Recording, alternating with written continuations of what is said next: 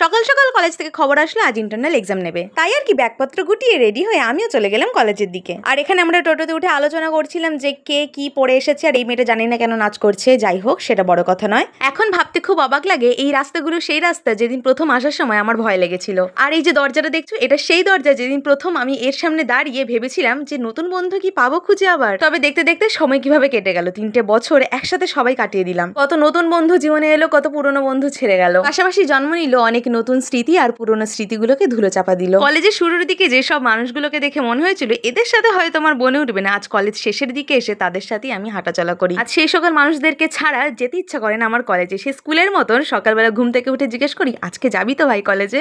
আজ তাদের সাথে বেঞ্চে না বসলে মনটা ভালো লাগে না, ক্লাসের মধ্যে তারা না গেলে ক্লাসে যেতে ইচ্ছা করে না। বলে না, খাবার ফুরিয়ে আসলে মানুষ খাবারের স্বাদ ভালোভাবে বুঝতে পারে। আর এই বিষয়টা মানুষ আরো ভালো করে তখন বুঝতে পারে যখন সে জানে এরপর সেই খাবারটার কোনোদিনও খেতে পারবে না। ঠিক সেরকম আমরা হয়তো চেষ্টা করবো এরপরে আবার দেখা করার, কিন্তু হয়তো দেখা করা হয়ে উঠবে না। যাই হোক, অনেক সেন্টিমেন্টাল এবং ইমোশনাল কথাবার্তা হয়ে গেল। এরপর চলে আসি আবার মিনি ব্লগে। যাই হোক, পরীক্ষা শেষের পরে আমরা চলে গেছিলাম কাঁচরাপাড়ায় কিছু কাজের জন্য। দরকারি কাজটা হয়ে যাওয়ার পর আমরা শুনতে পারলাম ডমিনোজে 99-এ কম্বো দিচ্ছে, তাই আর কি সোজা চলে গেলাম ডমিনোজে। পিঠের মধ্যে রয়েছে খিদে আর পেয়েছি খাবারের গল্প, খেতে যাবো না সেটা হতেই পারে না। 99-এ 3টে কম্বো আমরা অর্ডার দিয়েছিলাম, তার মধ্যে ছিল একটা পিৎজা এবং এই যে টিক্কি টাইপের দেখছো এটা, আর সাথে ছিল কোক। এমন নয় যে 99 বলে খাবারটার কোয়ালিটি খুব একটা বাজে হবে, খাবারটা ছিল খুব সুন্দর খেতে। আর এখানে খাবারটা খেয়ে আমি আমার বান্ধবীদের রিভিউ দিচ্ছিলাম যে হ্যাঁ বেশ ভালোই লাগছে খেতে। এরপর কিছু কেনাকাটি করে আমরা সোজা চলে গেলাম স্টেশনের দিকে। স্টেশন থেকে কিনে নিয়েছিলাম একটু ঘুগনি। আমি ঘুগনিটা খেতে থাকি, তোমরা চ্যানেলটাকে সাবস্ক্রাইব করে দেখো। নেক্সট ভিডিওতে, টাটা।